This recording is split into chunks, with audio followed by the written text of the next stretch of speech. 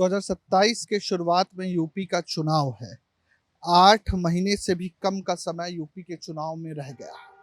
अब ऐसे में देखना बड़ा दिलचस्प हो गया है कि विपक्ष की राह क्या होगी, राहुल गांधी की राह और कांग्रेस की राह क्या होगी, अखिलेश यादव की साइकिल पर कौन सवार होगा या मायावती की हाथी की चाल तेज होगी। इन सबके केंद्र में अब कांग्रेस आ गई है। देखने को मिल रहा है कि कांग्रेस इस पूरी लड़ाई का एक दिलचस्प हिस्सा बनती जा रही है। आपको हम बता दें कि मायावती और राहुल गांधी कहीं ना कहीं एक साथ आ सकते हैं या फिर अखिलेश यादव के साथ राहुल गांधी जाएंगे। आखिर हम क्यों ये बात कह रहे हैं? 2017 का चुनाव आप सबको याद होगा। यूपी में एक नारा बहुत मजबूती से चला था, दो लड़के, और लेकिन मोदी लहर के बीच और बीजेपी की बैटिंग के बीच दो लड़के धराशाही हो गए।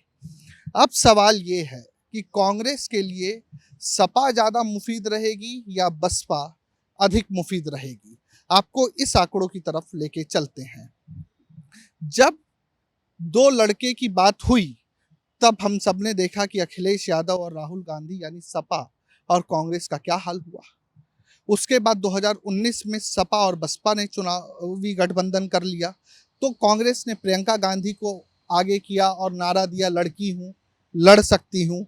लेकिन 2019 में आलम यह हुआ कि अमेठी जैसा गढ़ भी लोग बचाने में कामयाब नहीं रहे। फिर दौर आता है 2024 का। वापस से सपा और कांग्रेस का गठबंधन होता है और परिणाम हम सबके बीच में है। अमेठी रायबरेली के सहित कांग्रेस 6 सीटों पर विजयी होती है तो अखिलेश यादव 37 सीटों पर सपा अपना अब तक का सर्वश्रेष्ठ प्रदर्शन करती है। अब देखना यह है कि कांग्रेस के लिए अधिक मुफीद कौन है। कई राजनीतिक विशेषज्ञों का ये कहना है कि कांग्रेस के लिए बीएसपी अधिक मुफीद है। अगर कांग्रेस और बसपा एक साथ लड़ती है तो दलित, मुस्लिम और ब्राह्मण वोट कांग्रेस और बसपा के साथ कंसंट्रेट हो सकते हैं।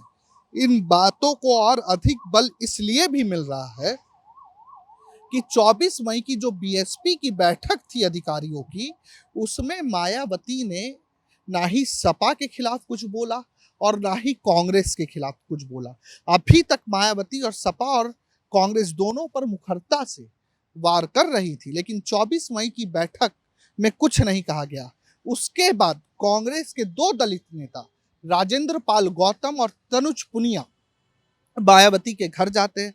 हालांकि समय नहीं मिलता है, गेट तक नहीं खुलता, लेकिन फिर भी कोई विरोधाभासी और तीखी टिप्पणी दोनों ही दलों की तरफ से एक दूसरे पर नहीं होती। तो कहीं ना कहीं इस बात के कयास लगाए जाने लगे हैं कि मायावती की हाथी की कमान कांग्रेस का हाथ पकड़ सकता है, यानी मायावती का हाथी और कांग्रेस का हाथ एक साथ चुनावी रण में उतर सकते हैं। 2022 का चुनाव आप सभी को याद होगा। कांग्रेस ने मायावती को सीएम पद तक का ऑफर दे दिया था, इसलिए इन अटकलों को खारिज नहीं किया जा सकता कि मायावती के साथ कांग्रेस को जाने में कोई परहेज होगा। कई राजनीतिक विशेषज्ञ तो ये भी मानते हैं कि अगर मायावती ठीक से मेहनत करे तो एक झटके में पूरा दलित वोट शिफ्ट हो सकता है। बीवीएसपी के जो सतीश चंद्र मिश्रा है, उनके कारण ब्राह्मण वोट भी बसपा की तरफ जाता है और कांग्रेस को भी बहुत हद तक ब्राह्मण वोट मिलता आया है। और तीसरा पक्ष मुस्लिम समुदाय। अगर मुस्लिम वर्ग को ये लगा कि ये जो गठबंधन है वो सत्ता दल को हराने में मजबूती से लड़ रहा है या कामयाब हो सकता है, तो वो उसका भी शिफ्ट होना कोई मुश्किल बात नहीं है। उसके बाद अगर कांग्रेस और बसपा गठबंधन करते हैं तो हिमाचल, उत्तराखंड, पंजाब जैसे राज्यों में भी फायदा हो सकता है। तो वहीं अखिलेश यादव ये बात पहले ही साफ कर चुके हैं कि हम उन्हीं के साथ गठबंधन करेंगे जो जीतने में काबिल होगा। तो कहीं ना कहीं जो कांग्रेस यूपी में मजबूत नहीं है उतनी ज़्यादा, अखिलेश यादव उतना सम्मान पूर्वक जगह सीट शेयरिंग में कांग्रेस को ना दे, कांग्रेस को ये भी लग रहा होगा। जो अहम बात और निकलकर सूत्रों के हवाले से आ रही है कि कांग्रेस और सपा, अब जब 2024 के चुनाव थे तो कहीं ना कहीं ये बात थी कि राहुल गांधी प्रधानमंत्री पद के उम्मीदवार होंगे या दावेदार होंगे। तो जब चुनाव है विधानसभा के, तो यादव यानी अखिलेश यादव को सपा प्रोजेक्ट करेगी कि भैया हम उम्मीदवार, हमारे जो मुखिया हैं अखिलेश यादव, वो दावेदार होंगे। तो यादव बिरादरी के मुख्यमंत्री पद की दावेदारी से कहीं ना कहीं ओबीसी समुदाय और जो दूसरा ओबीसी समुदाय है और दलित वर्ग का कुछ जो वर्ग है उसके भी नाराज होने की आशंका बनी रहती है, जो कांग्रेस को नुकसान दे सकती है। इसीलिए आने वाले समय में हो सकता है कि कांग्रेस ये प्रयास करे कि बसपा के साथ जाया जाए, क्योंकि बसपा के साथ अगर कांग्रेस जाती है तो कहीं ना कहीं कांग्रेस को एक सम्मानजनक स्थिति में सीट भी मिल जाएगी।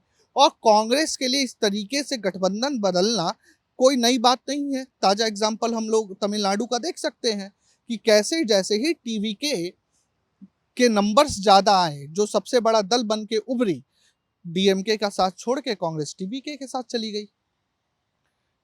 डीएमके ने बोला भी कांग्रेस गद्दार पार्टी है, हम कांग्रेस से दूरी बनाएंगे। तो क्या जो तमिलनाडु में कांग्रेस ने किया वो यूपी चुनाव से ठीक पहले या यूपी चुनाव के परिणाम के बाद यूपी में भी दिख सकता है? आपको क्या लगता है? जरूर बताएं। धन्यवाद।